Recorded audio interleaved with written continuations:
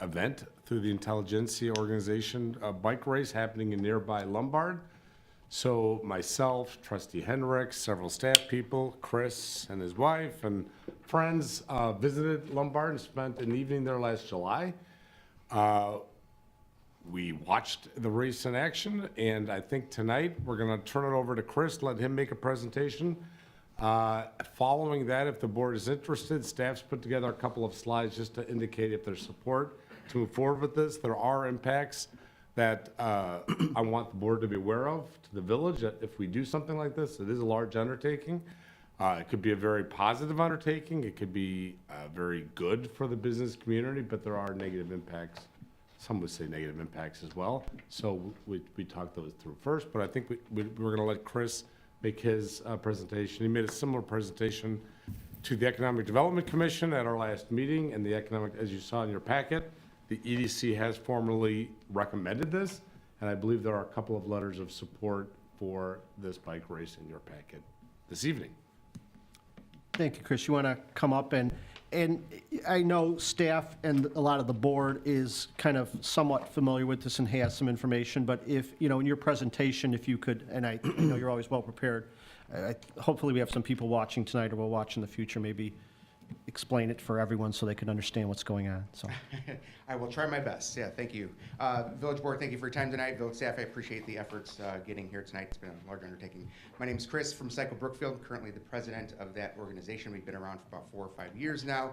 Our sole mission is to make it safer, easier, and more friendly to cycle in Brookfield. We have as a nonprofit, our mission is to do exactly that, and we do that by hosting a number of events throughout the village. And primarily, we are here tonight to talk about a proposal to host a professional bike race event coming up in summer of 2023. So I'm going to walk you through this as best I can, but I welcome any questions that come out throughout the process.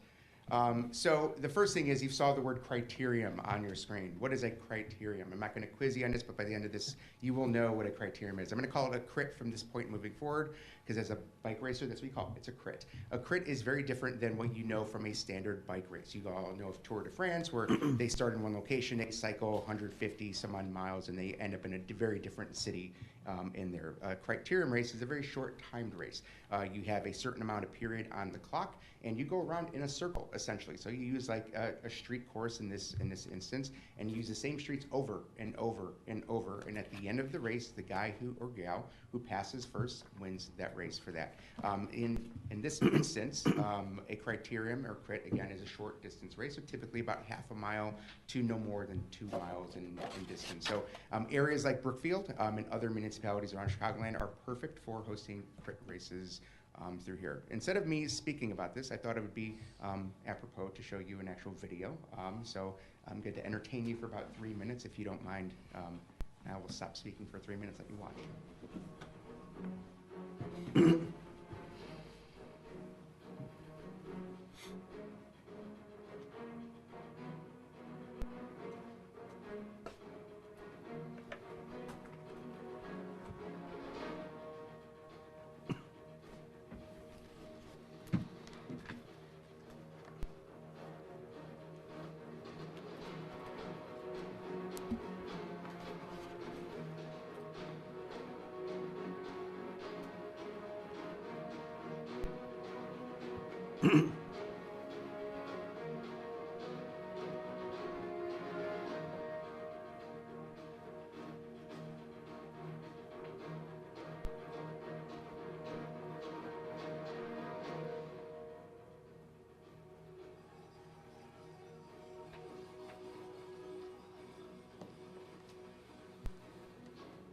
I promised I wasn't going to talk, but I think it might be appropriate to say a few words. This is Intelligentsia Cup is a 10-day racer. If you hear about more, this is in the city of Lake Bluff in the north side. This is a video that was put through of that race in 2018, I believe it was. So you're seeing I believe it's the men's pro, at least maybe, I don't know, one category, very fast men running through the streets of Lake Bluff at that time. It's a lot faster in real life. There's a little slow motion going on here.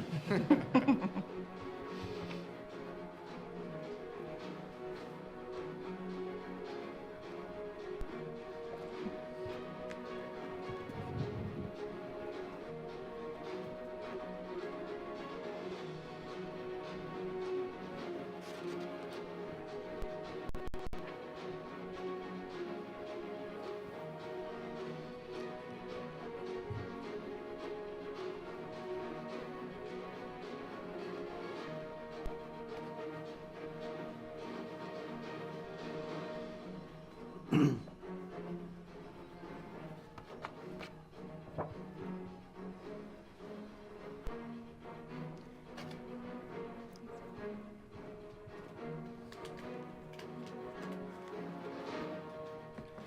think an important piece to pay attention to is the spectators that you see on the left and right side of the screen. This is very typical for a crit race. You will see the neighborhood embrace the race, and because it's a short half-mile circuit, plenty of viewing opportunities that you'll see throughout the race. That was at the start-finish line of this particular event.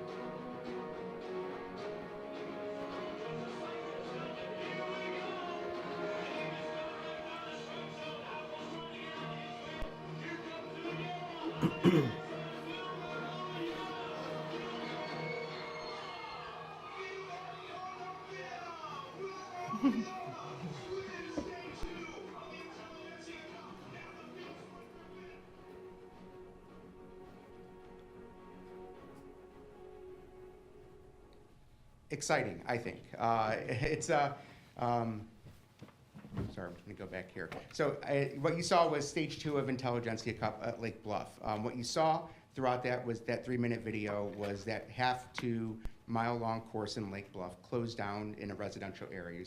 You heard cowbells throughout there, I'm sure. That was residents and spectators hanging out the side of the course, ringing the bell as the racers come through at that moment.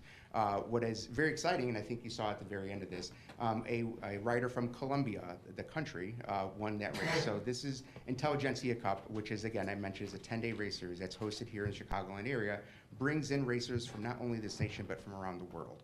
And they bring in, for 10 days, they hang around in the Chicagoland area, race different municipalities to 2022 schedule, started off in West Indy and very typically ends in the Chicago and the Fulton Market area around the Intelligentsia coffee area. So 10 days straight of racing, the person and group of people who win each one of their individual categories. There can sometimes be 8, 9, 10 different categories, from novice, like something like me, who I would, if I choose to decide to race my bike, I would go out and do a novice category, to the professionals, which are out there sponsored by major bike corporations, Trek, Specialized, and so forth. I'm sure you recognize those bike names. We're talking about professional level series coming to these races and gritting it out for an hour or so at each race. As you saw, a racer from Colombia, the country, won that specific stage. It can happen. You see racers come from all over the nation, from all over the world, to participate in races like this. And the attraction that it brings is multiple thousands of people will show up for each single day throughout each one of these 10 cities, as you saw. As President Garvey mentioned, I invited many of you and village staff to the Lombard Cycling Classic, as it's known, in the village of Lombard. This is the course that you see here. What you see on the very left side, it's a little small, apologies, but is the race schedule there. Race schedule starts with the men novice. Again, that's sort of the amateur level, and it goes all the way through the end, and the evening, the final race being the men's pro race. Again, why it's important that I show you that is that the racing goes around all day. So that course is used from the entirety of the day. That same course that the pros will use, the men's, novice, amateur, everything in between, use that same course all day long, doing that loop circle, finding the best way to win that course. This is, again, as I mentioned, Lombard, which I invited village staff to attend and watch. Very exciting facility, right along their metro tracks there on Parkside, on their downtown area. Their main stretch is actually St. Charles Road. I think we all know St. Charles Road is a very busy thoroughfare, lots of businesses. That gets shut down for the race. St. Charles Road, businesses, cars, traffic get shut down for the Intelligentsia Cup race, because the businesses on there embrace it. The racers love it. It's a big, nice, fast course. You can't see it from here, but it has a beautiful, fast finish at the very end there, and it makes for a great race to watch in Lombard. I've been working with the DuPage Cycling Commission, Village of Lombard, for the last 2 or so years. In fact, I volunteered much of my own personal time to help put on the Lombard race, to see what it was like to actually participate and put a race on. I sat in the DuPage Sporting Commission's office for a good solid day, going through their planning and understanding what it was to actually put on a race like this, seeing the effort that it takes. Because of that effort, they have given me some information that I thought was beneficial and informational to this commission here tonight. Some interesting stats, this is a very ballpark, but the day of attendees, attendees outside of the race and race participants. A little over 2,000 is sort of the estimate that the Cycling Commission put through. That's unique foot traffic that came in through the area on that one single day. I think it was a Tuesday or Wednesday midweek in July. The DuPage Cycling Commission only spent direct sales about $25,000 from themselves, and we're not talking about the foot traffic and the area's coffee, pizza, beverages that were purchased by those participants. I'm sorry, by those attendees of that actual race. And the commission purchases throughout that business. They have to purchase food for volunteers and so forth, renting space. Other levels of business services were spent. There's quite a few jobs that were also supported locally from bringing on this race. So outside of the actual race itself, this brings and spurs business momentum throughout the village of Lombard, as you can see there. I'm going to move along. So I'm here tonight asking for the village of Brookfield and staff to support Cycle Brookfield's pitch to be part of the next year's 2023 Intelligentsia Cup series. So what this would mean is that on very likely Wednesday, July 26th, we would shut down portions of certain streets here with business districts, host a bike race, a crit race on that Wednesday from morning through the evening, similar to what you saw in Lombard, and we would allow those racers to participate, bringing in nationally recognized professional level racers, novice and amateurs alike, and spurring some additional business opportunities and highlighting, of course, like I always like to do, the best of Brookfield, and really meeting sort of parts of the mission that we at Cycle Brookfield are very proud of, showing off and showcasing why cycling and sporting is good here in Brookfield, and really trying to highlight the best of Brookfield, because I think you guys can all recognize I love Brookfield, so does my team here, and we love to show it off with a single day race event that Intelligentsia will allow us to do. I'm going to talk to you very briefly about the proposed route. We have two routes that we've discussed.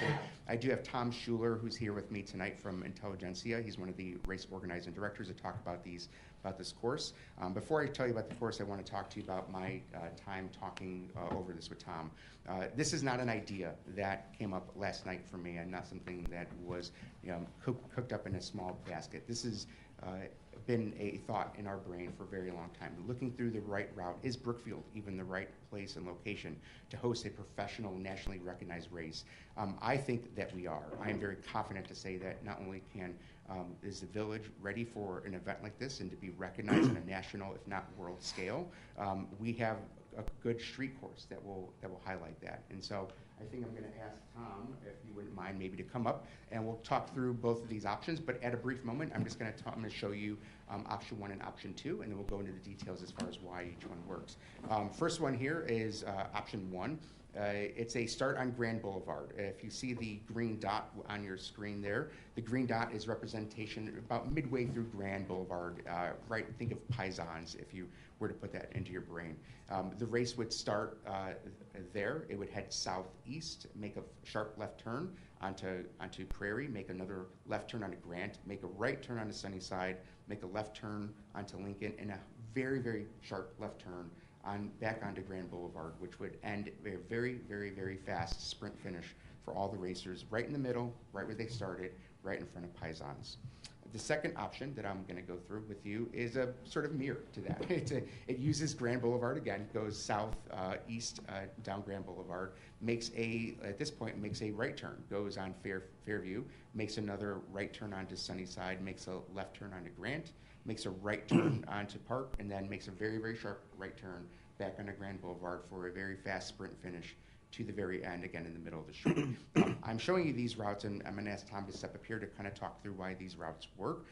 But the highlight piece that I want to focus in on is where the start and finish is on both of these races, which is very important, is stopping in a very populated, dense business area, and that is to allow maximum spectator view throughout the race. Of course, as these go through neighborhoods, many viewing points for spectators to see the race all throughout the stretch of Brookfield, but the concentrated viewing usually happens, as you see at that last video I showed you. There's a very exciting race finish that usually happens at every one, so you kind of want to see the end race, and so having it around that very populated Grand Boulevard business district, I think, is a great opportunity to showcase not only the race, but showcase Brookfield. So maybe if I can ask Tom to step up and allow him to introduce yourself to the board and staff here. Thank you. Thank you, Tom. Welcome.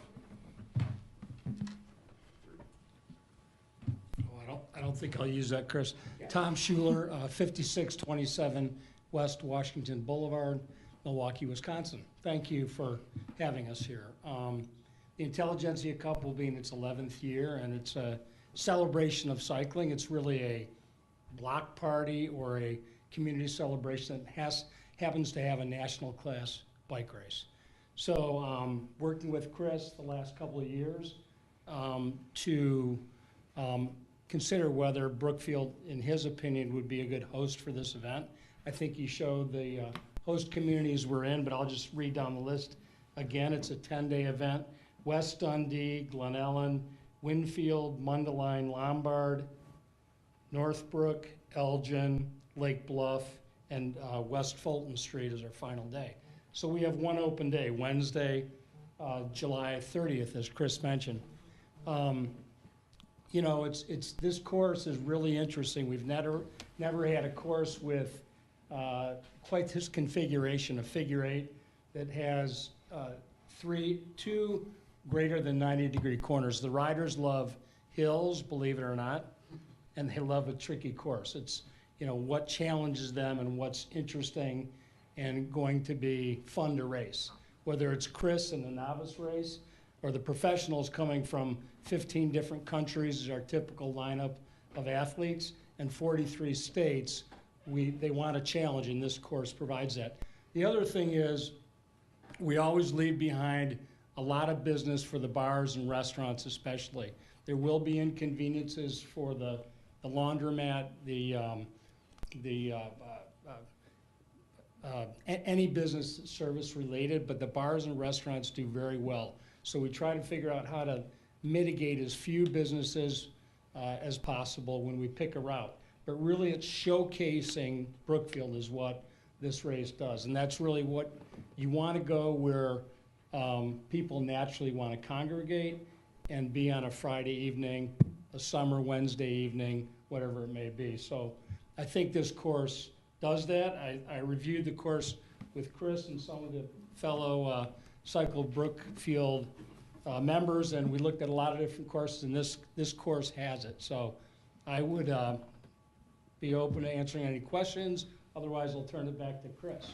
I think you said Wednesday, July 30th, but we're talking Wednesday, July 26th, right? I mean, that's the Yes, Wednesday. you're I just correct. wanted to clarify. I did say the 30th, yeah. Wednesday, July 26th. Tom, thanks for being here. And does the board have any questions that you think Tom might want to address, or, I mean, Chris and Tom together, or? I have a quick question about, so it's 10 different days. Is each day the same riders, or is it different riders each day that are traveling to each location? Yeah, generally, our ridership rides about an average of 6 days. So some of our beginning categories might be working, so they can only race on the weekends, but the professionals that come in race all 10 days, the men and the women. For the last 2 years, we've been the largest cycling event, racing event in the country. So it's taken us 10 years to gain that status, but we have about close to 100 women in the pro women's race and 120 in the men's race is typically what we would see on that day. But yes, most riders, you know, anywhere from 4 to 10 races is typical. And what drives their interest in a race? I mean, would we be starting at the bottom because we're new, so we're going to get one of the lesser desired races, or what drives people each day that would want to say, oh, I want to go to Brookfield? Yeah, another good question. Basically, the pros come every day, and some of the lower categories can't because they're working, because their races tend to be during the day if you look at the schedule. But the pros race, you know, we save the prime hours for the community event, which, you know, Cycle Brookfield is perfectly positioned to host a family fun ride. We do family fun rides in Glen Ellen. We get 300 people. Lake Bluff. Many of our communities, we do a family fun ride, and that would be hosted by Cycle Brookfield. And we sandwich that. The pro women are, say, at 5 o'clock. Then the family fun ride is right in the middle of that. And any kind of community events we can participate in. And then the pro men are usually the last event. So that's when the crowds peak, is in the evening. It's just, you know, summer evening on a Wednesday. Okay, so the attendance, I also went to Lombard. So the attendance I saw in Lombard, is representative of what we could expect to see here. It wouldn't be a fall off because now you're on Wednesday or No, you're in no. Brookfield. Okay. We've had communities actually say, bars and restaurants often say, you know, my Friday's strong, my Saturday's strong, my Wednesdays aren't strong, so that was a good day for me. And it's typical where a bar and restaurant, after a couple of years, will say this was a top 5 day. We have many restaurants, this is their best day of the year. It's gonna take us 2 or 3 years to get the awareness up, get the crowds up. I think Lombard is in year 3. Lake Bluff has been doing it for 10 years. Most of our venues come back. That's why typically we only have 1 or so opening a year, and which is the day we have. Okay. And are we in a, I mean, how many different communities are you looking at for this one opening? Is there a race? There's always a race. There's one other community looking at it, Burr Ridge, for this particular day. They don't like So- bike riders. What's that? They don't like bike riders. We're way cooler. Evan Walter, who's their village manager, maybe you know him. I told him I was coming here tonight. They so only I- drive electric bikes at their race. You guys have the front position, the ball's in your court because this course is so fantastic. And quite frankly, when you have an organization like Cycle Brookfield for us, that makes it all work. You know, you guys are really fortunate, in my opinion, as a cyclist, to have a community organization like this. We're very grateful for them. We are. So the route that we have in our pamphlet is different from the one that's showing up there? Is this the route proposed then, or? So I'm gonna, both routes are top shelf in my opinion. I'm gonna leave that to Chris to recommend the first choice. I think either one is, I've tried to study them as much as I can. I drove both of them tonight again. I was here a few weeks ago. But really, that's your choice. And again, it's maximum impact, and Grand Boulevard does that. You get that. It's how much residential you have, and each side has about the same.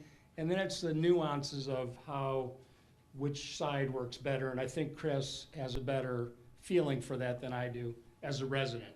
Yeah, thanks, Tom. So, thanks, Tom, appreciate it. Thank you. Yep, great question. So I'm not sure which routes you have in your packet, but we'll definitely make sure to get you both routes. As I mentioned, this is option 1, first and foremost, my preferential option. The way I look at this is, in my discussions with chief of police and so forth and staff, we're going to have to close on if this were to go and improved. The train crossing, the BNS train crossing along Prairie and Brookfield Ave is going to be shut down. So access to Prairie would just be negated from this race. So I like this option because it includes those businesses that are along the Prairie district. It was all Fill My Jar, the new candle shop, the record shop. It'll give them some visibility, to the race and some foot traffic in there as well. So as a commissioner on the EDC, of course, my first recommendation is to include as much as I can of the local businesses that would benefit from this. But I also really like the route because Prairie is a great street to use. I ride it all the time. If you see me, just wave. Don't honk, please. But you see me coming down Prairie all the time as I'm heading out. It's a fantastically paved street. Doesn't require it much from a road and repair. The new road along Grant, when you make that left turn, is beautiful. It's a great paved street. Make that right on the Sunnyside. The Sunnyside is also a pretty in decent shape.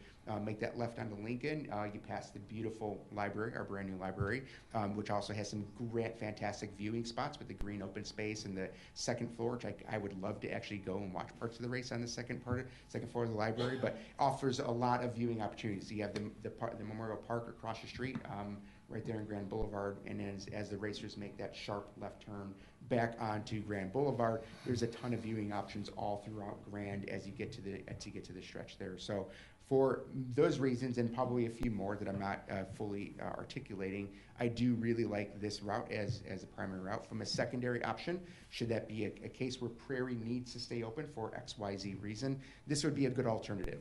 It would use Fairview. Now, Fairview, as the first sort of turn, you would make that sharp right turn off of Grand Boulevard under Fairview. Fairview does have some road repair that would require some sort of patching and so forth. You go along Sunnyside, I think there is some additional patching that would be required there. And then it gets pretty safe from a road perspective going on through there. But again, this is an alternative to the first option, which I think is from a racer perspective, from a business perspective, from a community perspective. I think that the first option that I presented is the ideal route for Brookfield. Chris, I think what Trustee Cote was trying to say is that in the packet, we still have an old Oh, I'm sorry. Got it. route that uses the circle. Why did you decide to move away Yeah, that's a from great that? question. So we decided to use a circle primarily from, I want to draw your attention to the distance here. On the bottom of the screen it says 0.9. So both of these routes are 0.9. Once you get longer than about a mile or so, the opportunity there is that you see the bike racers less, right? So the further time that they're out racing, even though they're going pretty fast, they are not passing the start-finish line as frequently. So to minimize and shorten the course is actually ideal. And the considerations also around the Eight Corners district. We'd have to close down some pace bus lines, some artillery routes that would come in there may cause some constraints. The proposal here tonight is for 2023. The hope is that if we pull this off successfully and if approved for 2023, we're invited to come back for the following years. There might be a long term in year 2, 3 where we see, let's extend the race, let's get both of that extra TIF district that's in the Eight Corners area involved. Let's highlight the new fountain that will be done by 2020. It'll be definitely done by 2024. It'll be done for sure. But oh no! That's, I don't want to ruin it yet. So that's a great question. So in the old packet, the thought was to bring really the circle and Eight Corners, highlight that area, and bring it straight down Grand. In the first iteration, we thought go small on this one and figure out, is the appetite correct in Brookfield? Is Brookfield going to truly benefit from this? I'm a fan of iteration. Let's not worry about perfection. Let's get progress before perfection. So in a perfect route, I would love to include a circle. It is a completely unique centerpiece. I think there's one other town in Illinois that have something of that similar capacity. So from a highlight standpoint, I would love to add it in the future. I think just for the first iteration, let's go a little smaller and do a proof that we can make this work. Chris, what are the streets? Sure, yeah. So what you're seeing here, the big, I don't know if this has a pointer on it, but what you're seeing here, the big orange stretch that runs diagonal, that's Grand Boulevard. Right. So what's the top now, though? The top is Lincoln. Right, Okay. right along the park. Right along the library. So Okay. that's the. Stops over there you here. go. Yeah. And then So it goes- that street there is Sunnyside, It goes to here. which is a residential street. The next street here is Grant, and then the street below that is Prairie. So this would be the route from 9 a.m. through about 8 p.m. that would be used for all racers. So at our Economic Development Commission,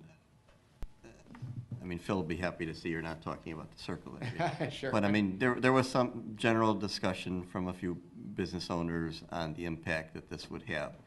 So can you talk about that a little bit? In particular, if you're going down Prairie, that's the post office in there. On Grand Boulevard, you have businesses like the daycare center and all that. Sure. Yeah, so those, typically how it would work, roads would be closed, fairly hard closed throughout the day. There are opportunities, and it's something that, Tom, I would welcome, his opinion, of course, at some point, where we could open up the course again. So have a sort of escorted, time where the route opens, windows of time throughout the day. So if residents and so forth needed to access Prairie by car, they would have a short window of time, multiple typically throughout the day, that you allow it. It would impact businesses that do heavily require front door service along Prairie. I'm thinking probably more the post office more than any. I do know there is an alley. I'm not sure if there's a potential to access, the alley, which does exist on both sides of that Grand Boulevard stretch. So we put that into consideration, right? Is there still access for vehicles to come in and out? Yes, there technically is. It's an alley. Is it different than what was previously used? Yes. So it would have to be with coordination from each one of those businesses to make sure that this route is appropriate and that we're making the appropriate considerations to allow either their business business owners or those patrons of those businesses to access those throughout the day. I And imagine the most difficult one would be is a daycare, right, or a learning center right there on Grand Avenue.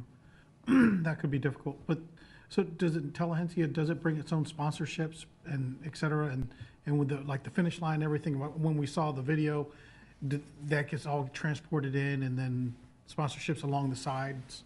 Yeah, that's a great question. So that's really the lead here, and that's part of the question here tonight is who is taking the lead of this. So as Psycho Brookfield, as a nonprofit organization that is primarily focused and interested in cycling, we are happy to take the lead and look for sponsorship. So how that would happen is the Intelligentsia Cup requires a fee to bring what I'm calling, correctly so, their rolling circus. So every day to the 10-day, they have this, just caravan of stuff that comes through. It gets set up, there are barricades that get set up. They have a stage that you see at the very end, that canopy that goes over the start finish. That is all part of the entry fee that comes with Intelligentsia Cup. There are some sponsors that Intelligentsia will bring, but there's additional opportunities for additional sponsorship throughout the day as well. That would be ownership of, at this point, Cycle Brookfield to look for additional sponsors to help to support the race.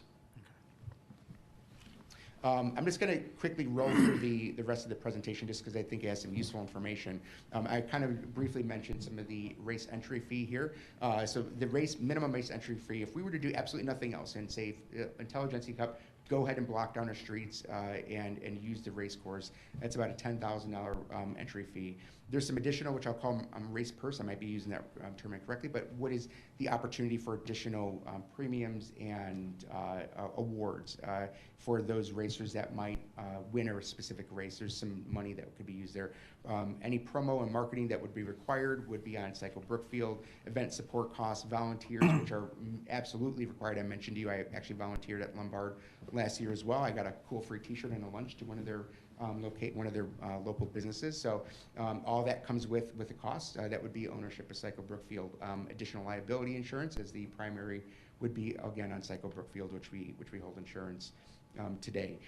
What I'm asking for is the Village of Brookfield to partner with Cycle Brookfield to put on the race and look through the additional considerations that would be required, if any road repairs and would be needed along option 1 or option 2, respectively, and any police overtime to secure the perimeter barrier, not just the actual race itself, the course itself, but there is going to be a requirement to sort of blockade certain parts. I talked briefly about the BNSF crossing along Prairie that needs to be blocked, probably manned by some sort of staff, additional streets along the way that would, along the course, on the outer periphery that which will also need to be blocked throughout the day. So additional police time that's required to come in is something that I'm asking the village to partner with Cycle Brookfield to make this happen.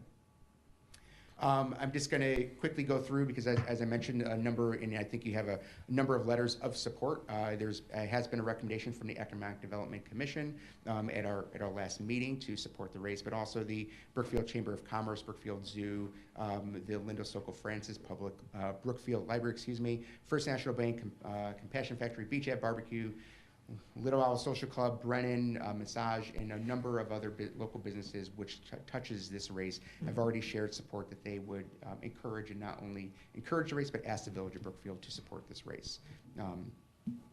Along with that, just kind of giving you a timeline to put this into perspective.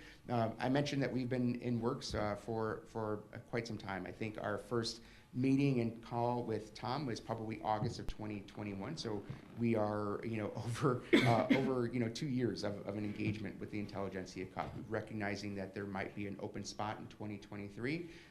It was come to my attention that Brookfield might be a good spot. If he asked me in 2021 to put on a race, I would have gladly said no. If he asked me in 2022 to put on a race, I would have gladly said no. He asked me, can we support this in 2023? I say yes, we can. Cycle Brookfield has grown its volunteership. We've grown in size and scale, and we have honestly just polished ourselves up, and we know how to put on a pretty awesome event. And I think we have been doing some good events throughout the year as it is. But without that, we are here today. I'm looking to the village. I'm giving the village board and staff here some information to discuss this. Where we need to be is in sometime in January. We need to come to the Intelligentsia Cup, and as you mentioned, Burr Ridge is in conversation with Intelligentsia Cup to also host the race. Tom, as he mentioned, Brookfield sort of has first bill, but I don't take that as first bill until we actually have a contract in hand and we say that Brookfield is going to be here. Some of your questions that you have ultimately through routes, planning, sponsorship, and so forth are still somewhat TBD.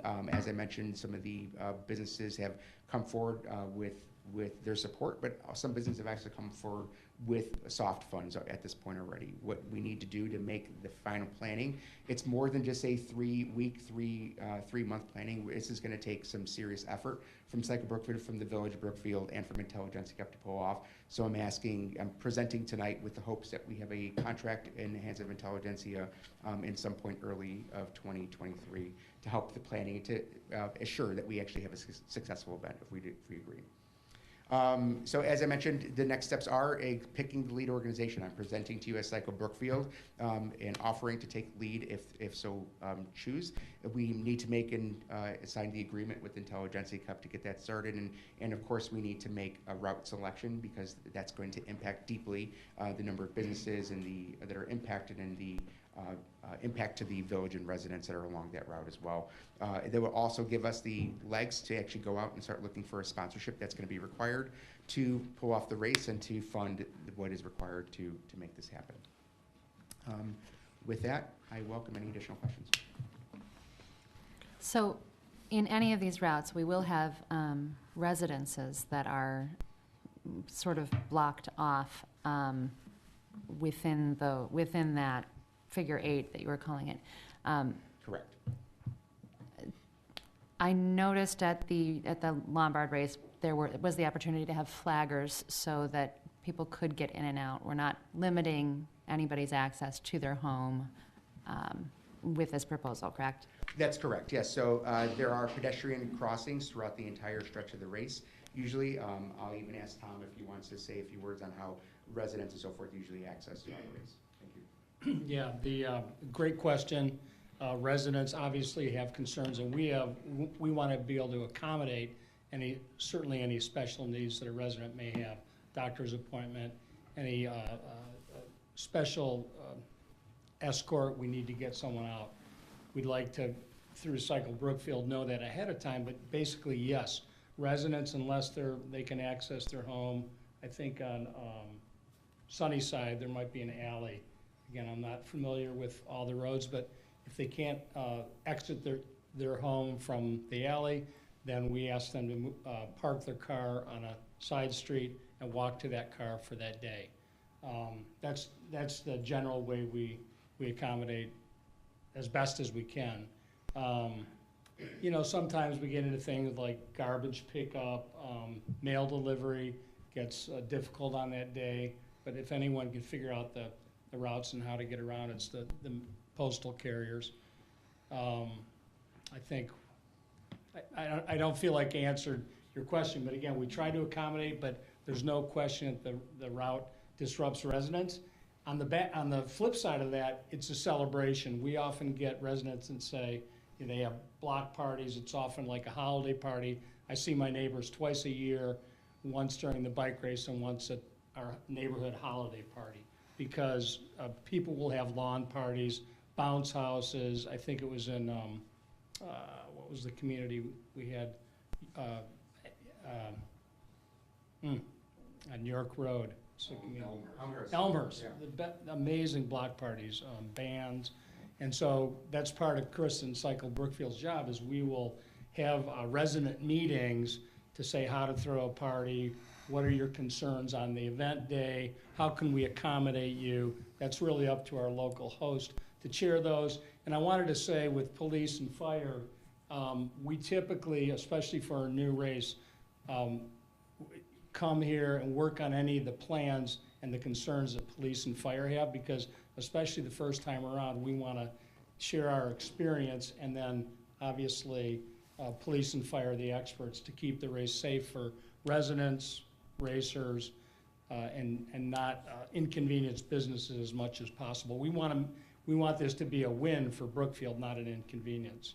So I don't know if I confused things or answered that as best as I could. Thank you. So I guess my other question would be, I don't know if it's directed at President Garvey or village manager.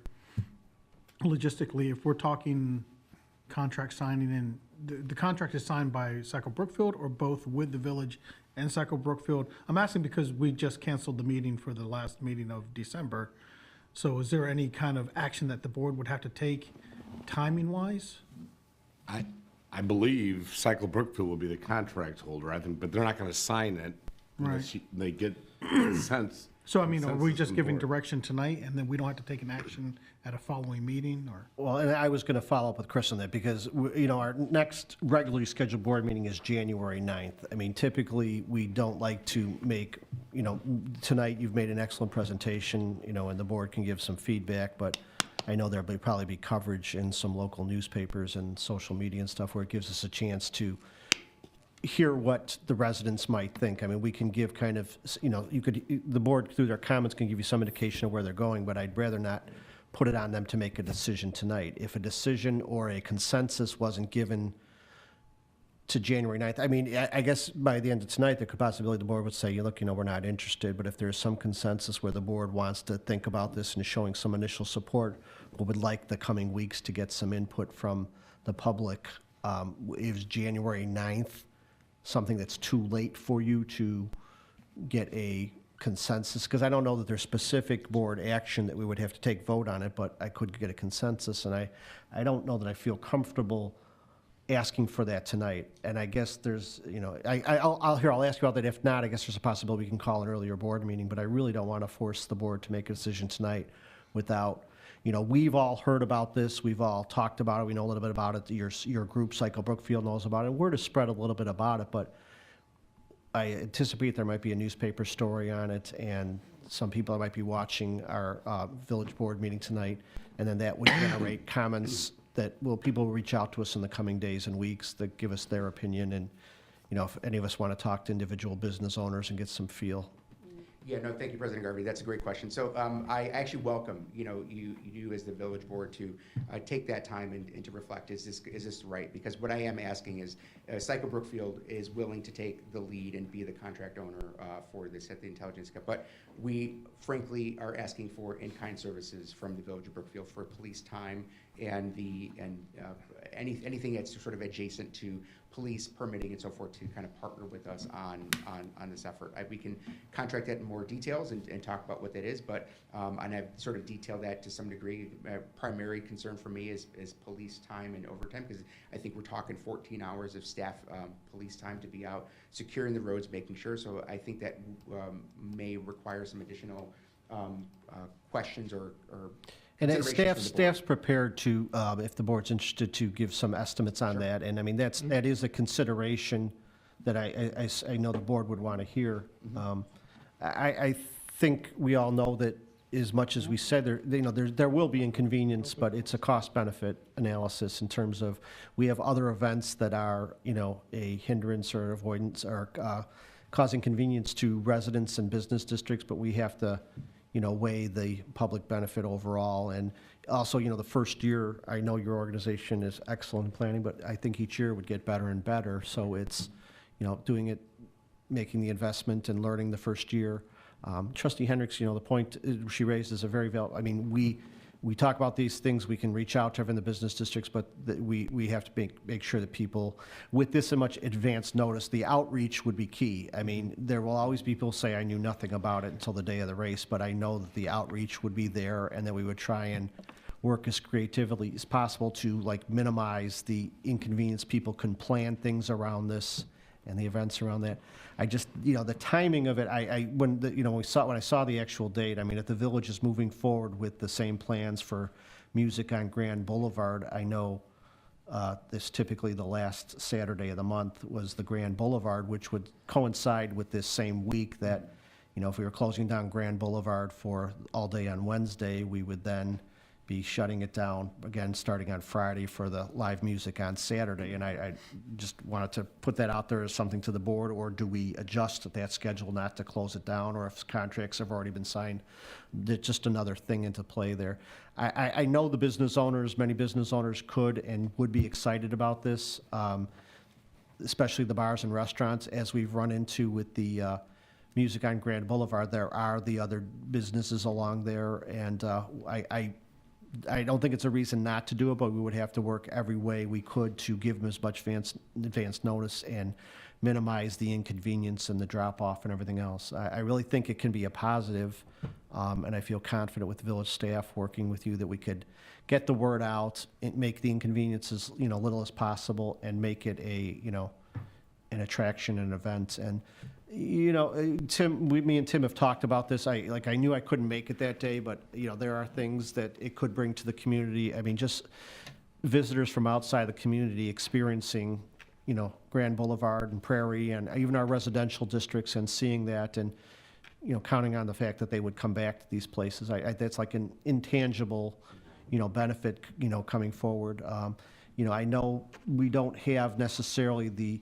Some towns might have the hotel business where, the racers and their families and the, groups are going to stay at hotels. We don't have that hotel, business where you're going to attract the large groups. But these are things that we can, build on. And it's, we've been building our brand and building our business districts and everything else. And, as you mentioned, maybe now's the time to expose it to more people. So just wanted to throw that out there. So I'm not going to ask the board for anything tonight, other than unless, I think in fairness to Cycle Brookfield, if there is strong desire not to have something, I, like to hear that. If there's something you want to work through it and a chance to talk and get more information, and maybe we should, open it up to staff's, because staff has been involved in the vetting of this and has obviously recommendations and concerns. And our staff will do whatever the board directs them to do, but, they've also done their diligence, and they'll need to share some information with you about what we'd be committing to. So,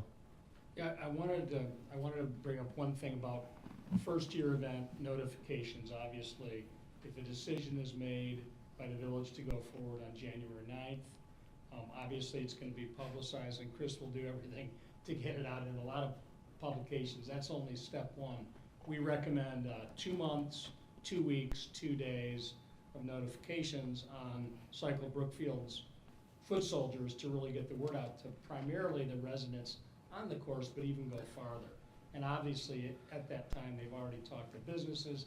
How can that business be activated on that day, et cetera, et cetera. So, again, we're fortunate to have a group. Typically, we work with business improvement districts as our partner, chambers of commerce, sometimes directly with a village. But to have an organization like Cycle Brookfield is very unique in our experience in doing this business over 10 days. So again, nuts and bolts, 2 weeks, 2 months, 2 weeks, 2 days is the typical plan we go with, for notification of those residents. And generally, if they've been communicated to, at least they feel, they may not like it, but they're aware, and they, And I think the footprint, and Chris is obviously familiar with the area. I mean, when you talk about closing, you're talking about closing the Prairie Avenue crossing. I mean, the trains would be running, but you'd be closing the crossing from traffic coming over the crossing grade at Prairie. Obviously, that would affect people getting to businesses south of the tracks, and everything from Mogdam to the Irish Times and Phil's, and think of there. So the notifications and awareness would have to be, obviously, and I know you've thought of this, would have to be more widespread. We have the benefit of having the Maple Avenue crossing, and the Hollywood crossing is not the same access and everything else like this, but it would cause backups on Maple and other things throughout the day. But we've done Music on Grand Boulevard, we've done the Monsters on Main Street, which has shut down, traffic for a while in major areas. This would be an all-day shutdown into the evening, but it's also a Wednesday, and with some notice. I know that we could do this with the village and with the Cycle Brookfield team. I know we can do this. I guess the board's just got to start vetting, is this something you want to do, so. Yeah, no, I'll just say briefly, so thank you, President Garvey. Yeah, so my ask here tonight is less of an ask, more of a presentation. If the board would like to come forward and be part of this race, that is what Cycle Brookfield is asking here tonight. Please do take the time, do speak to your businesses and so forth that you need to. I would hope that if the village sees an opportunity here, the sooner that we have the contract signed, the sooner that the notification engine can start, the sooner that the residents would be informed, the sooner everything would start. So January is a date that I've put in front. So recognizing as a first-year host of a race of this caliber, give Cycle Brookfield, give us at the village, give staff the opportunity to really grow and mature the messaging as we go out and see any loopholes that we maybe not thought of. Thankfully, we have Tom and the groups that, like I said, I've partnered with Lombard for 2 straight years. I sat in their offices going through the playbook. I have their playbook. I have a lot of contacts in this business to help pull this off. And not saying it's going to be successful, and we all mentioned that some residents will be inconvenienced throughout certain portions of the state, but I think for the greater good of Brookfield and highlighting what we can do and what we can grow to be, I see this as a net positive for the village. And Chris, if any trustees would like to speak with any of our other communities, through Chris, we can put you in contact in any of our communities. Northbrook was a new community last year, so they went through this process and they're coming back. They are on the day after the proposed date of July 26th. They will be Thursday, July 27th again, and the village manager, we'd put you in touch with any of those folks. Well, here, just, I mean, and I don't necessarily want to put board on the spot, but just so is there anyone here that is strongly opposed to taking this any further? Okay, so. I think it sounds great. So there's at least a consensus that, the board's open to it. I know they'll want to do more work. So I'm moving towards getting you a direction by January 9th and giving, the board a chance to do their due diligence with staff and reaching out to you. But maybe, Tim, maybe it's time now for you to share just the basic, we have our police chief and fire chief in the audience and. Right. And, I don't want to be the wet blanket on this, but it's kind of my job is to be a wet blanket. So we have worked with staff just to put we agree with Chris and agree with you, President Garvey. We can do this. If the board wants to do this, we can do this. We have 2 major expense areas. That's in Public Works. And roughly, it's not too significant, about $5,800 from Public Works. And this is for laborers and trucks to, as Chris said, we would physically barricade entranceways to certain streets, and then those trucks have to be manned. The more expensive item is from Public Works, and we have talked. I'm good friends with the village manager of Lombard. I've talked to him. I know Chief Caravella is in the audience. He's spoken to the chief of Lombard, so we have a pretty good idea of what's required from a traffic standpoint, an officer standpoint. We would be basically, it'd be all hands on deck. We're not as big as Lombard. We don't have the police department that they do. We don't have the staffing that they do. We may have to look out and then try to seek officers from neighboring towns. But up on the screen here is just a rough nail estimate of what we think we would be looking at from a police department standpoint. And the largest expense, traffic control, this would be for officers manning corners, manning intersections. As Chris said, and I think as President Garvey said, making sure that pedestrians and people are accessing the areas well. We've talked to a private barricade. I know that's what Lombard has done. They've contracted with a private barricade company to ensure that these roads are properly barricaded obviously with a train crossing. There's a whole different set of requirements there that we've taken into account. These are all just estimates. This, I believe, is just a diagram. I won't belabor you with too much but this is the level of analysis that the Chief Caravella has put into this. This is basically showing the detours of what we would do. This is Prairie, this is Grand, this is Lincoln up here. We would be detouring traffic that wants to go north on Prairie. Obviously, they have to go north, go west on Burlington, cross at Maple, then go north up to Washington? Yeah, Washington, and then continue on to Prairie. These lovely little matchbox trucks, this is where we would position those public works vehicles to block the roadway. And there's other details that we've looked at on the impacts as well. Again, and Chief and Emily and Chief Adams, if I'm missing anything, feel free to add. We can do this, but there are real impacts that would be, but not just financially, but as we've already acknowledged to the community. Do you need to completely close the Prairie Avenue crossing? Can't you close half the intersection so cars can come across the tracks and make an immediate right or To the immediate bridge left? that's open? I don't, quite honestly, don't understand why we're not using the bridge. I'll just state maybe I'll just state my own perspective on that.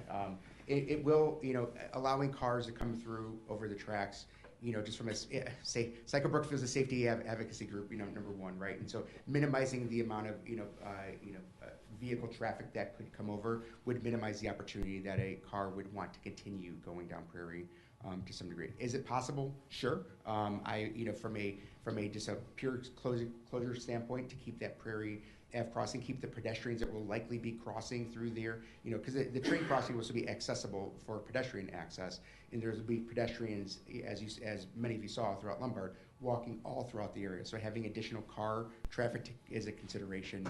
To me, is just a liability.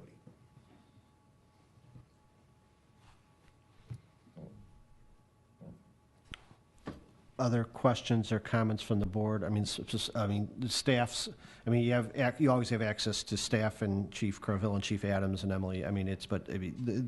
You could see the amount of legwork and homework that's gone into this already, and the logistics, and as exactly as I promised, the staff will do whatever we ask them to do.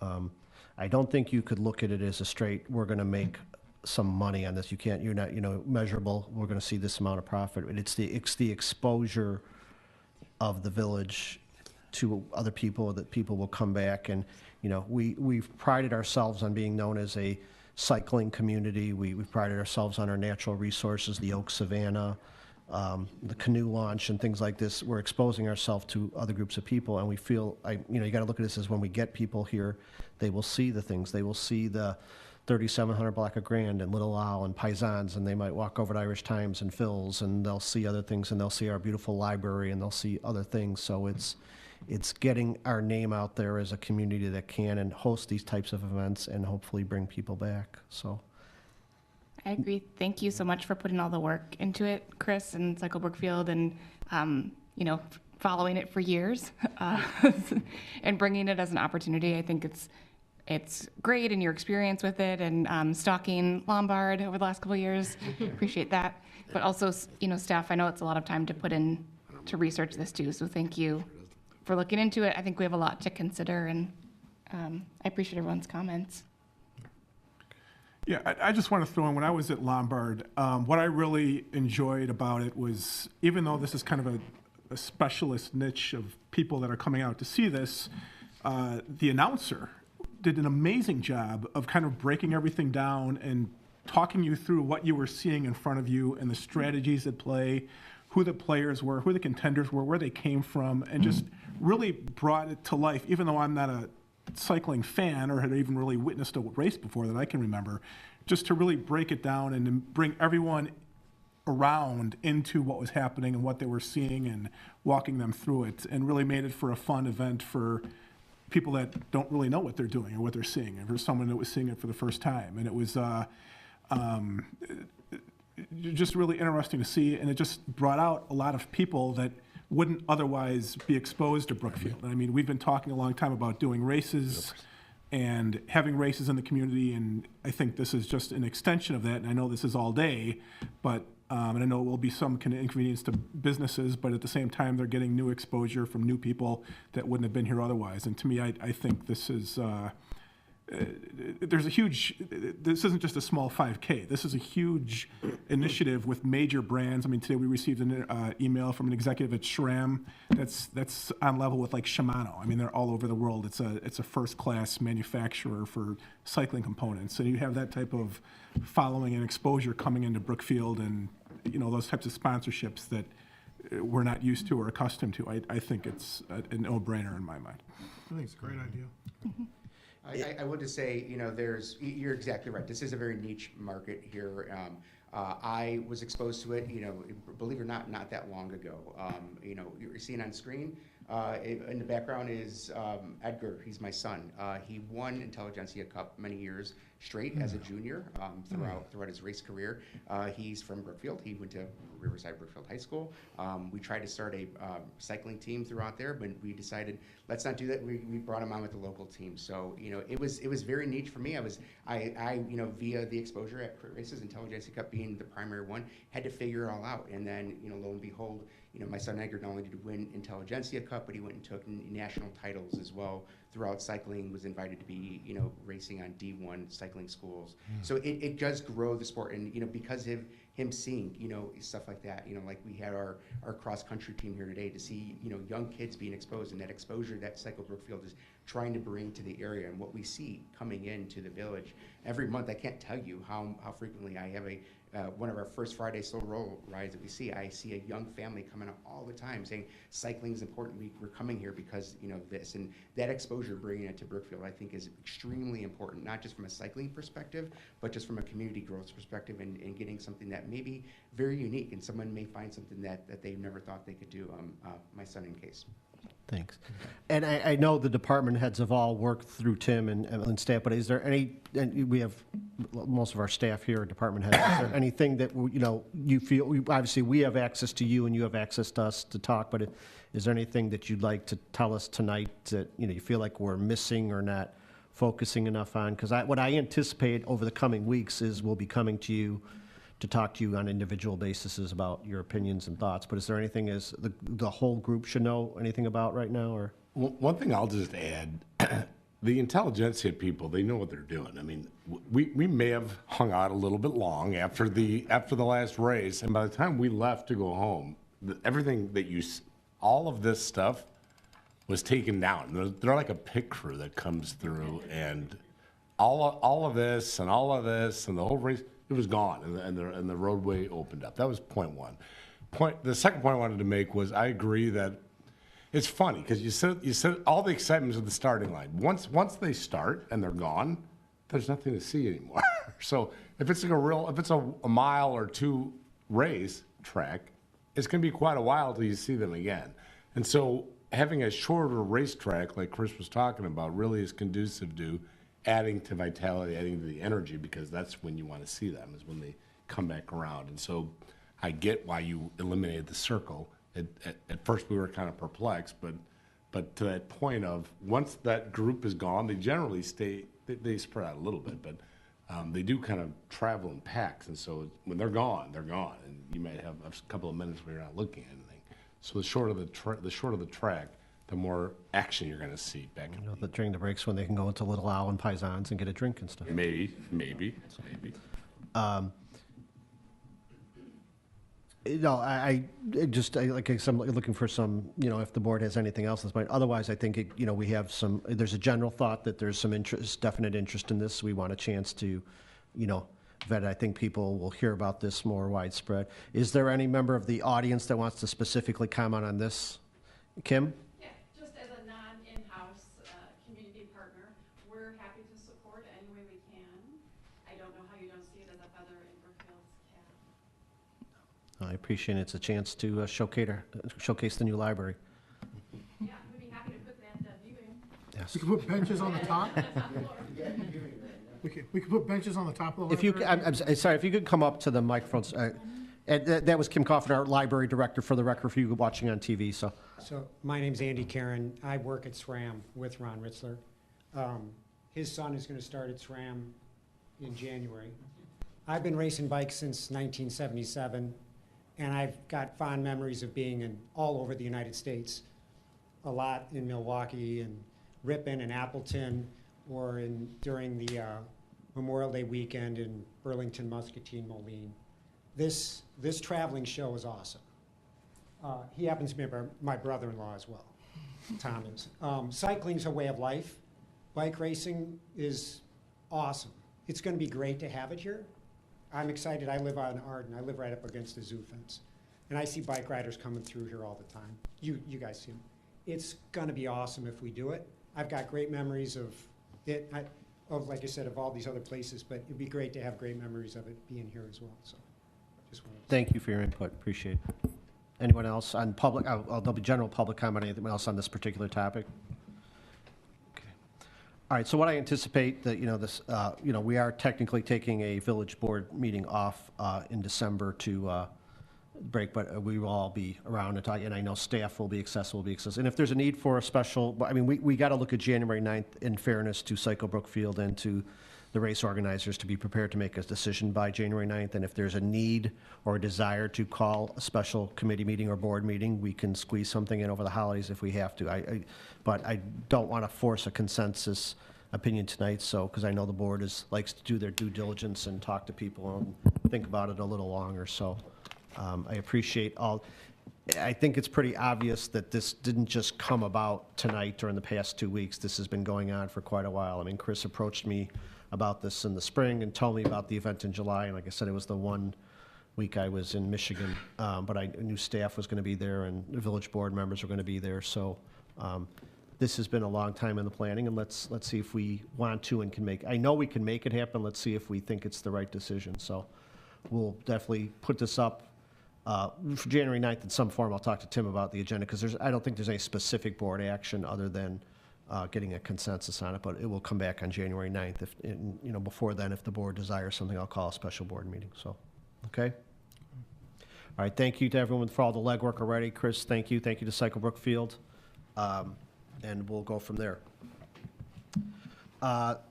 That's the only item we had up for discussion tonight. I'll open up as a public comment on any other topic. Anybody on my right? Anybody on my left? Hearing none, and there's no need for executive session tonight. So at 8:28, I'd entertain a motion to adjourn the committee of the whole meeting. So moved. Second. The motion was made by trustee Kaluzny, second by trustee Hendricks. Roll call, please.